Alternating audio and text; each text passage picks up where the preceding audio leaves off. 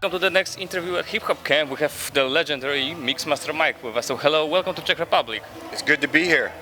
So it's the 18th birthday of the festival, but it's your probably first time being here. So excited to rock this legendary crowd in Hradec Králové. Oh, no doubt. This is probably my third time being here. I was here 3 months ago with Cypress Hill, but to be here as a solo artist is amazing, and I look forward to entertaining everybody. I have some new stuff to show everyone. Okay, so jumping from Beastie Boys to being the DJ for Cypress Hill, is that a completely different world for you? How are the shows?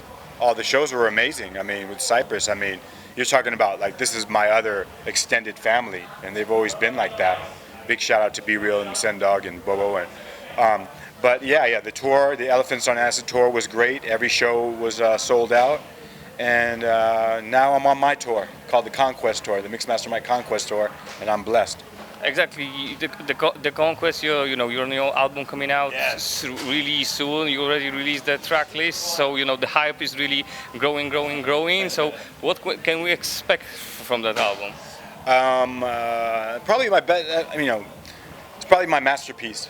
It's probably my best record I've made to date. I'm very proud of it.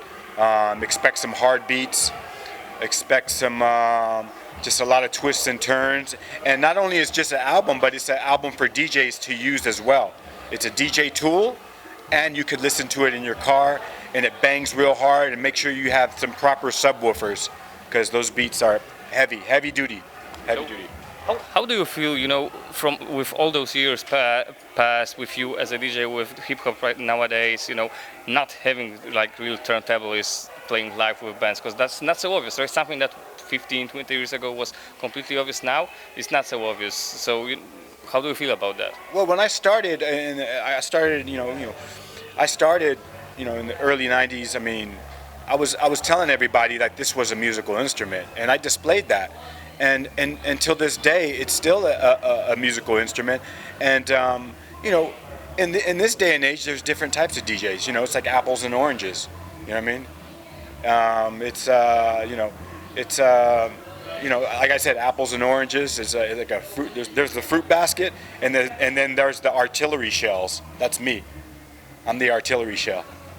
Okay, so what do you mean by that? If you explain, let's get more deep into this topic.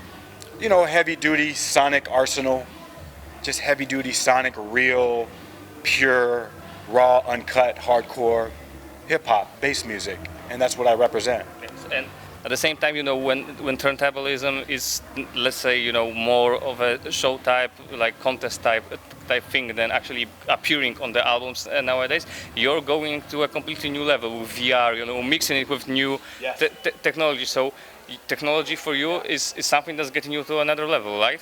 Yeah, for sure. You could say like, we're in 2020 now. We should be experiencing a new form of entertainment, and that's why I approached making the first virtual reality album. It just gives you a chance to explore what's going on inside my mind, and the best chance to explore an artist's world. So I have a motion graphics artist. His name is Jonathan Winbush, and he creates all these environments around us. So we shoot in 4K, and it's 360 VR. I cloned myself in full-on volumetric cloning, so you'll see me in high quality in these environments. Check out Moonbase Invasion and Magma Chamber, and Conquest will be the next project on my VR horizon. So, and how long does it take to work on something like a VR album? Because most probably the album with your type of music, your turntables, that's taking long. And a VR album, how much work is it comparing to a normal album? First of all, the virtual reality stuff is it's not cheap. You know what I mean?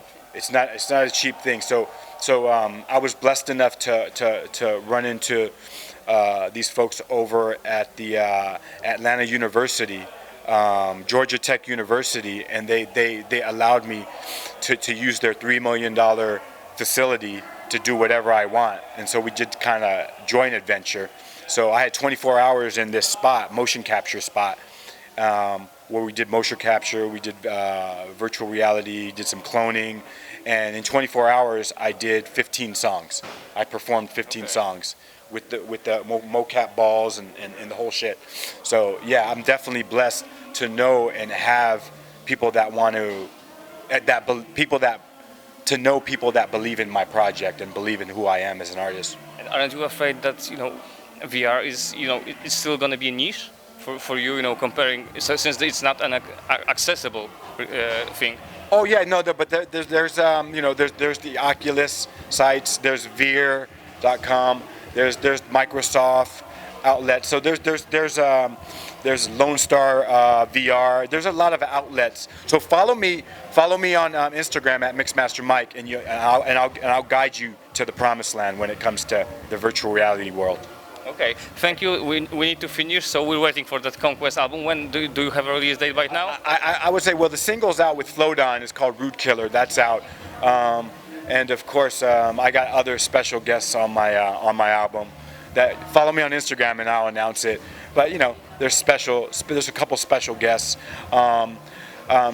Beginning of September, and then in January I'm gonna drop a major single in January 2020. Mixmaster Mike Megaton 10 featuring Jazzy Jeff, A-Track, Craze, Qbert, Shortcut, Melody, DJ Premier, all on one track. So we're waiting. Thank you for the interview. Yes, you're welcome. Peace.